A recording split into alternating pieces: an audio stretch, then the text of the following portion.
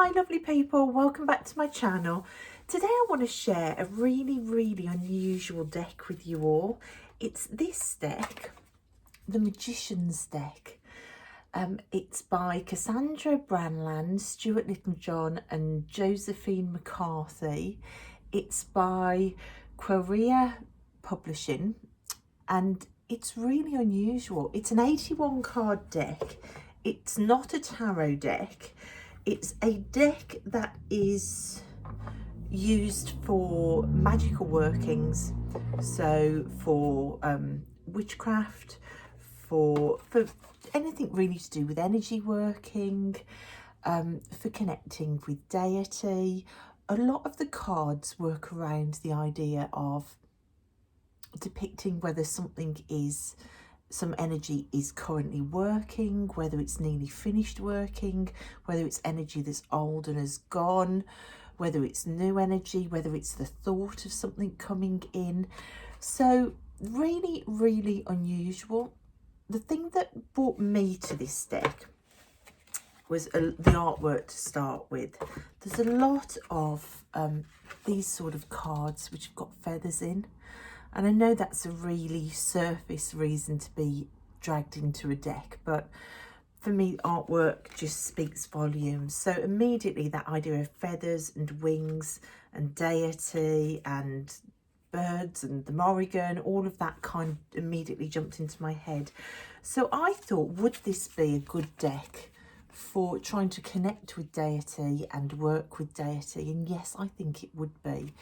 Also, my witchcraft practice, I am starting to plan some workings now, and that's exactly what this deck is for.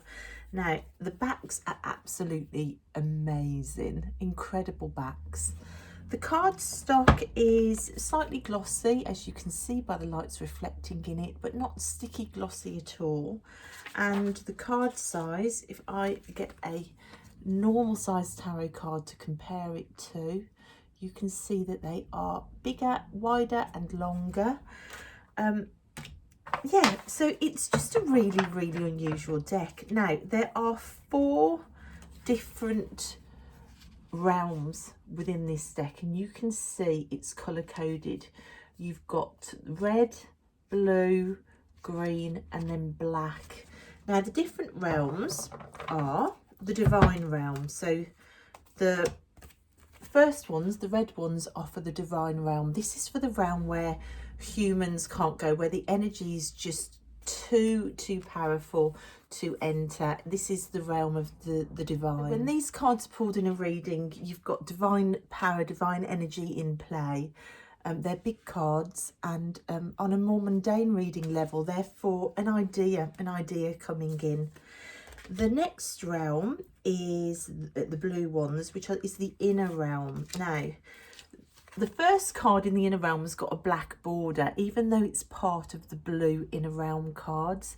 And the abyss, it's black because it connects to the underworld as well. So the 4th realm, which is death in the underworld.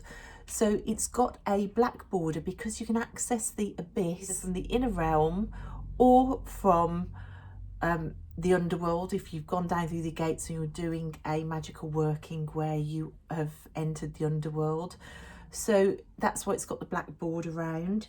It says about the abyss card that this is the highway of creation and destruction, and it links the inner realm. It's listed in the inner realm, but its border is black for the underworld. The magician can access the abyss in vision via the inner realm, so it can be accessed there, but it can also be entered from the depths of the underworld.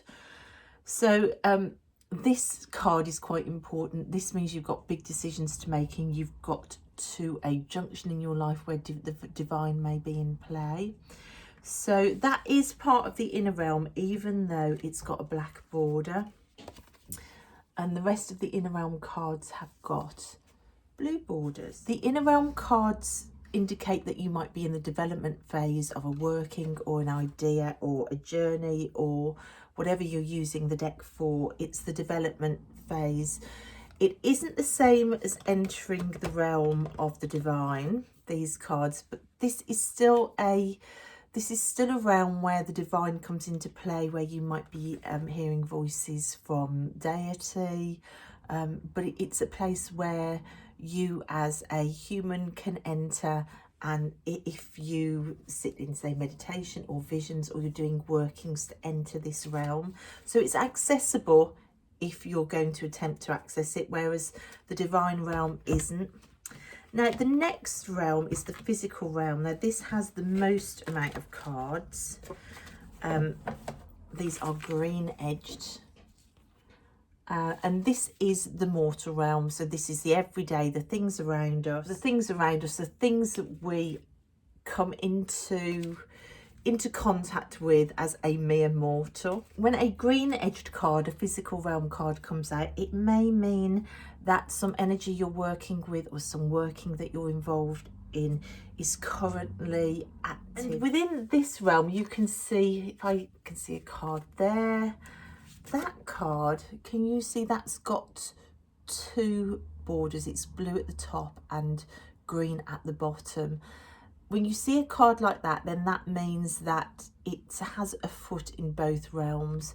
So the Chariot, it's part of the physical realm, but it's also part of the inner realm as well. So those cards kind of act like bridges. Finally, we've got the realm of death and the underworld, which is a place where energy is complete, things have finished. So we've got black edges for those. Within these cards, we've got 10 core root power cards. They're the only cards that you see with numbers on. Here, there are 3 core root power cards in the divine realm.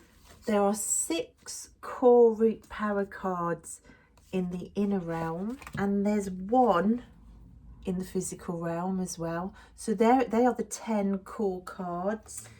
So I'm going to read you what the book says. Now, the book you buy separately, but it is needed. It is really needed. So if you are going to buy the deck, you do need to get the book as well. But it's a really, really good book. Now, it says about the deck, I'll just give you a couple of things that it says. On the 4 realms, it says, the 4 realms reflect the 4 stages of creation and destruction. As such, they can be used magically to track a power or an event. Is it still forming? Is it coming into physical manifestation? Is it physically active? Is it passing into removal? So you can see the way that the realms are dealing really with an event or power or energy. For mundane readings, the realms can represent the following pattern. The divine realm represents an idea. The inner realm represents the developmental phase. The physical realm represents whether it's currently complete and active. And the underworld realm, is it leaving or has it died off? So each of the realms can be read in that way as well. The book is really good. Like I said before, it's really good. It's got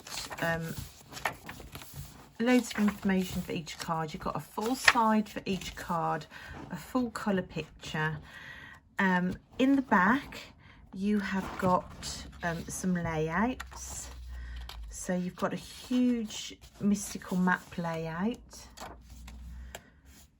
which tells you how to do it. And it says at the beginning that this deck is a unique magical tool for 21st century magicians. The deck has 81 cards, it goes through the realms. The Magician's deck is not based on any tarot system, but rather it draws on the mythic, mystical and magical powers that underpin the magical systems from which tarot eventually developed. It is based on real inner realms, real inner contacts and beings and forces that the serious practitioner of magic is very likely to involve themselves with. Because of this approach, the deck works as a contacted deck, i.e. used magically, the images can act as gateways to inner realms, inner beings and magical patterns. It is not a deck for casual tarot readers, rather it is a deck specifically designed for magical students, practitioners, workers and adepts working within the broad spectrum of Western magic. It can be used for magical divination or as a direct connection to inner contacts, as gateways for meditation, magical visionary work, soul exploration, or contacted ritual work. So, really, really interesting deck. I'm going to turn the camera around now and I'm going to flip through the